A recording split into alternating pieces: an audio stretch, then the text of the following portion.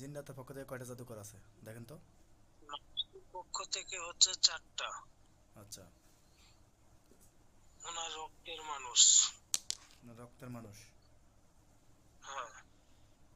আচ্ছা আচ্ছা। আচ্ছা দুজন লোকে করছে 4টা জাদু। আচ্ছা, সম্মানিত নুরি মক্কেল হুজুরগণ,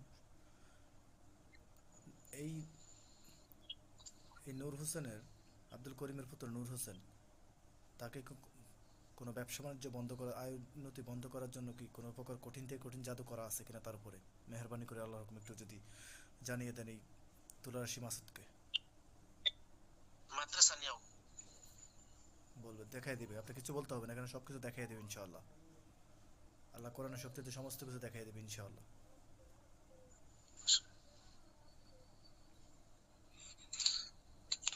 না, অত কঠিন কিছু করে নাই। যেটা করছে স্বাভাবিক পর্যায়ে আছে। বন্দিশ মারছে।